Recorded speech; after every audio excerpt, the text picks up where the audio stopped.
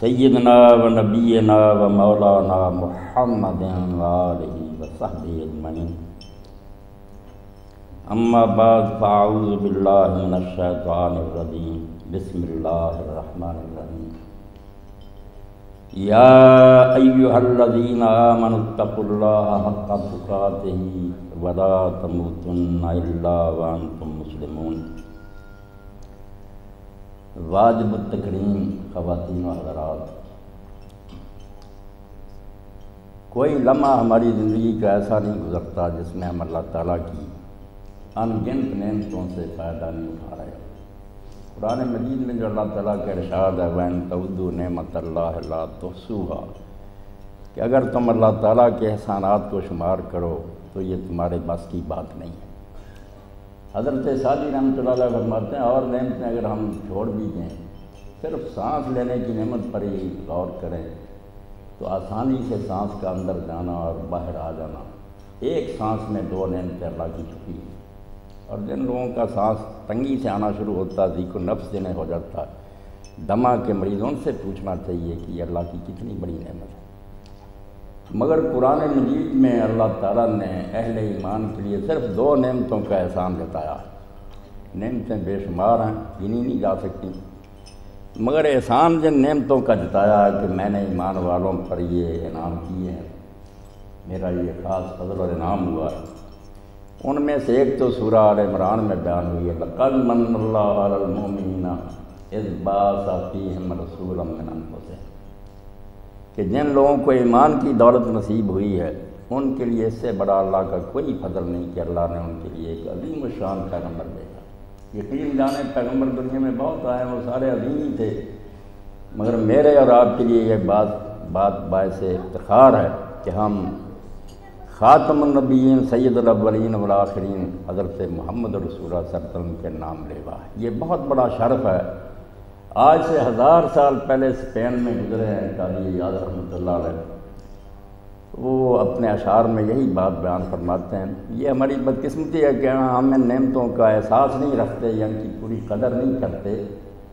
مسلم ہونے کی حیثیت سے ہمارے لیے اس سے بڑی کوئی بات نہیں کہ ہم رسول کریم علیہ السلام کے وابستہ دامن ہیں، حضور کی امت ہے۔ وہ فرماتے ہیں وَمِمَّا زَادَنِي شَرَفًا وَتِيهًا فَكِدْتُ بِأَخْمَصِيَّةٍ وَالسَّرَيَّةٍ، اللہ کا ایک انعام ایسا ہے جس کی وجہ سے میں یہ محسوس کرتا ہوں کہ میرے قدم زمین پر نہیں ہیں بلکہ میں ثریا کو روند رہا ہوں، آسمان پر ہوں۔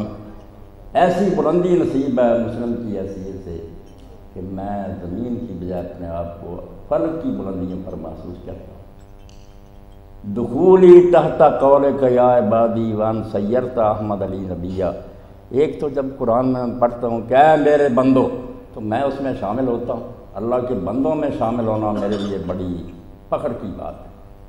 اور دوسری بات یہ ہے کہ اے کائنات کے مالک، تو نے میرے لیے احمد کو نبی بنایا صلی اللہ علیہ وسلم۔ رسول کریم علیہ السلام کا ہمارے پیشوار نبی ہونا اللہ کی بہت بڑی یہ مہربانی ہے، عنایت ہے۔ اور اسی لیے رسول کریم علیہ السلام نے ارشاد فرمایا لا یؤمن عبد حتی اکون احب الیہ من والدی وولدی والناس اجمعین، کوئی بندہ مومن نہیں ہو سکتا، اس کا دعویٰ ایمان جھوٹا ہے اگر میں اس کی نگاہوں میں اس کی اولاد سے، اس کے ماں باپ سے اور سارے جان کے لوگوں سے زیادہ محبوب نہیں ہو جاتا، اس کے دل میں میری محبت سب سے زیادہ نہیں، وہ ایمان کا جھوٹا دعویٰ کرتا۔ اور اسی لیے اس زمانہ میں رسول کریم علیہ السلام نے فرمایا، ابو ہریرہ رضی اللہ عنہ روایت کرتے ہیں کہ ایک وقت آئے گا کہ جو ایمان والے لوگ ہیں وہ چاہیں گے کہ اپنا مال اولاد سب کچھ قربان کر کے صرف میرے چہرے کی زیارت کریں، خواب میں ہی زیارت کے لیے تڑپیں گے، اور واقعی اہل ایمان کی یہی کہتی ہے۔ تو رسول کریم علیہ السلام کا نبی ہونا اور ہمارا آپ کا امتی ہونا، اللہ نے اس کا احسان جتایا۔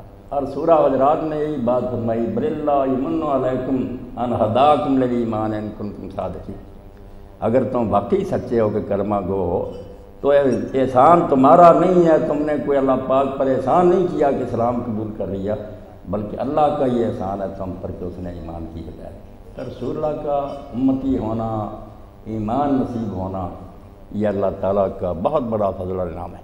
میری بہنیں سن رہی ہیں، آپ بھی سن رہے ہیں، رسول کریم علیہ السلام سے پہلے اور آج بھی دنیا میں جہاں جہاں گمراہی ہے، یہی سوچا جاتا ہے کہ دین اور دنیا دو الگ چیزیں ہیں۔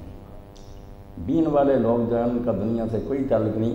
بڑے بڑے پڑھے لکھے لوگوں کو ہم کہتے ہیں یار مذہب کو رگ رہنے دو، پیشے سے مذہب کا کیا تعلق ہے. بہت جاہل نادان لوگ ہیں. کبھی انہیں توفیق ہی نہیں ہوئی کہ اللہ کی کتاب کو پڑھتے، رسول اللہ کی سنت کا مطالعہ کرتے. وہ کفر کی باتیں ہیں کہ دین اور دنیا دو الگ چیزیں، یہ جہالت کی باتیں ہیں. اسلام ایسا نہیں. اسلام میں یہی خوبی ہے کہ رسول کریم علیہ السلام نے آج کلید دین در دنیا کشاد، دین کی کنجی سے دنیا کے دروازے کھولے. کام دنیا کے ہی کرنے ہیں مگر اس کے ساتھ دین کی آزمائش کریں. یہ کمال حضور کا. ورنہ پہلے دیندار لوگ یہی سوچتے تھے کہ دیندار آدمیوں کو بیوی بچوں سے نہیں تعلق ہونا چاہیے، غیر شادی شدہ رہیں، جنگلوں اور بیابانوں میں چلا جائیں، رہبانیت کی زندگی گزاریں. خدا رسیدہ لوگ جو ہیں وہ جو لوگ ان دندوں میں برستے تھے ان کو دنیا دار کہتے تھے. یہ اللہ کے رسول کا کمال ہے. جو ہم قرآن و حدیث کو پڑھتے ہیں حیران ہوتے ہیں کہ دنیا ساری دین بن گئی جب اس کے ساتھ دین کی آمیزش ہو گئی. ہم کیوں بطنے میں گیتی نزاد، اس کائنات میں کوئی آپ کا ثانی نہیں. جتنے بھی لیڈر رہنما ہوئے نا، کسی نے دنیا سنوارنے کی کوشش کی، کسی نے دین کی بات کی تو یہ دنیا جو ہے اس سے متنفر کیا. اللہ کے رسول علیہ السلام نے ایسی تعلیم ہمیں دی ہے کہ جس کو ہم دنیا کا دندہ سمجھتے ہیں اس کو رسول کریم صلی اللہ علیہ وسلم ہیں. یہ بالکل اسی طرح دین ہے جیسے آپ مسجد میں جا کر نماز پڑھتے ہیں. رسول کریم علیہ السلام تشریف فرما تھے. آپ نے دیکھا کہ ایک ہٹا کٹا تندرست آدمی جا رہا تھا تو صحابہ کرام رضوان اللہ علیہم اجمعین نے کہا کہ یا رسول اللہ کاش اس کی قوت اور جوانی جو تھی وہ جہاد کی سبیل اللہ میں صرف ہوتی. تو رسول کریم علیہ السلام نے فرمایا اگر یہ شخص اپنے گھر سے نکلا کہ حلال روزی کما کر اپنے بال بچے کو کھلائے اور اپنے ماں باپ کی خدمت کرے تو اس کا ہر قدم جہاد کی سبیل اللہ میں لکھا جا رہا. لوگ دنیا سمجھتے تھے. قرآن مجید میں آپ دیکھ لیں جمعہ کے دن اعلان کرتا ہے کہ جب اذان ہو چھوڑ دو کاروبار، اللہ کے ذکر کی طرف آ جاؤ. اور ساتھ ہی کہتا ہے فَإِذَا قُضِيَتِ الصَّلَاةُ، جب نماز ختم ہو جائے فَانتَشِرُوا فِي الْأَرْضِ، زمین میں پھیل جاؤ، وَابْتَغُوا مِن فَضْلِ اللَّهِ، جا کر روزی تلاش کرو، یہ اللہ کا فضل. جیسے نماز کے لیے بلایا اسی طرح کا حکم دیا، روزی کماؤ، جا کر کارخانے کھولو، دکانیں کھولو، اور اس کو اللہ کا فضل تلاش کرنا قرار دیا. سب سے بڑا دنیا کا دھندا جس کو درویش لوگ کہتے تھے کہ اللہ والوں کا ایسے کیا وہ یہ ہے جس کے لیے ہم اکٹھے ہوئے ہیں کہ نکاح کو لوگ سمجھتے تھے کہ دیندار لوگوں کا ایسے کوئی واسطہ نہیں. یہ تو جنجال ہے. مگر آپ حیران ہوں گے کہ کسی دینی عمل کے لیے بھی رسول کریم علیہ السلام نے وہ بات نہیں کی جو نکاح کے سلسلہ میں فرمائی. اذا تزوج الاب فقد استکمل نصف الدین، کہ جب آدمی کی شادی ہوتی ہے تو اس کا آدھا دین مکمل ہوتا ہے. نماز روزے حج وغیرہ باقی سارا آدھا دین اس میں چلا گیا. اس کو فرمایا کہ یہ نکاح جو ہے نصف دین. یہ کوئی اس طرح کی رسم نہیں ہے جیسے دوسری قوموں میں گھر بسانے کا معاملہ، ایسا نہیں ہے. یہ بالکل آپ یقین جانیں جس طرح آپ مسجد میں نماز پڑھتے ہیں، بیت اللہ کا حج کرتے ہیں، اس طرح کا ایک دینی عمل ہے. آدھا دین رسول کریم علیہ السلام نے فرمایا اس سے مکمل ہو جاتا ہے. اور ایک حدیث پاک میں جو صحیح مسلم میں روایت ہوئی ہے، رسول کریم علیہ السلام فرماتے ہیں جب کوئی مسلم اپنی بیوی بچوں کے منہ میں حلال روزی کا ایک لقمہ دیتا ہے تو اس کے لیے وہ صدقہ شمار ہوتا ہے. صدقہ وہی نہیں جو آپ نے زکوٰۃ اور خیرات دے دی، اس کو بھی اللہ تعالیٰ صدقہ کے طور پر لیتا. اور اس کی بہت عمدہ مثال ابن کثیر رحمۃ اللہ علیہ نے درج فرمائی کہ بالکل مومن کی مثال موسیٰ علیہ السلام کی والدہ کی. آپ کو پتہ ہے وہ دریا میں بہا دیے گئے، فرعون کے محلوں میں پہنچ گئے. ادھر ماں سے اللہ کا وعدہ تھا کہ بے صبر نہ ہونا، جلدی واپس لے آئے گی، تیری گود میں پڑے گا. اب فرعون کے گھر میں اللہ نے یہ انتظام کیا کہ دائیاں بلائی گئیں، انہوں نے کسی کا دودھ ہی نہیں چکھا. تو موسیٰ علیہ السلام کی بہن جو تھی وہ تھوڑے تھوڑے فاصلے پر ساتھ ہی چلتی گئی تھی، کلثوم اس کا نام تھا. اس نے جا کر کہا کہ میں ایک عورت کا پتہ دیتی ہوں، اس کا دودھ اس کو موافق ہوگا اور وہ خیر خواہی سے اس کو پالے گی. انہوں نے کہا بلاؤ، تو والدہ کو بلا لائی. اب والدہ بچہ اپنا پالتی تھی مگر تنخواہ خزانے سے ملنی شروع ہو. یہی کام ہے کہ مومن بال بچہ اپنا پالتا ہے، دھندا وہی ہے جو کافر کرتے ہیں، مگر چونکہ اللہ کے دین کی اطاعت کے مطابق یہ کام سر انجام دیتا ہے. رسول کریم فرماتے ہیں جو نفقہ اور خرچہ تم اپنی بیوی بچوں کے لیے کرتے ہو اللہ اس کو بھی صدقے میں شمار کرتا ہے. اس کا ثواب ملے گا جیسے خزانہ فرعون سے موسیٰ علیہ السلام کی والدہ کو تنخواہ الگ ملتی تھی، بچہ اپنا پالتی. صرف یہ ہے کہ دین کا آپ نے ساتھ اس طرح جز ملا دیا کہ کوئی کام دنیا کا نہیں رہا. دین ہی سارا بن گیا بشرطے کہ ہم اس کو اس طریقہ سے سر انجام دیں جس طرح اللہ رسول صلی اللہ علیہ وسلم نے فرمایا۔ تو رسول کریم علیہ السلام نے جو کچھ فرمایا اس کی تفصیل کا تو یہ موقع نہیں، مگر خلاصہ کے طور پر آپ میرے سارے محترم حضرات اور میری بہنیں اپنے ذہن میں رکھیں کہ رسول کریم علیہ السلام فرماتے ہیں جب میدان حشر کا برپا ہوگا، پل صراط جہنم کے اوپر لگا ہوگا، لوگ اس پر سے گزریں گے تو دائیں بائیں صرف دو چیزیں کھڑی ہوں گی، امانت اور رحم، یہ دو کھڑے ہوں گے۔ یا یہی پکڑ کر لوگوں کو یہ کرا دیں گے یا لوگ پار ہو جائیں گے۔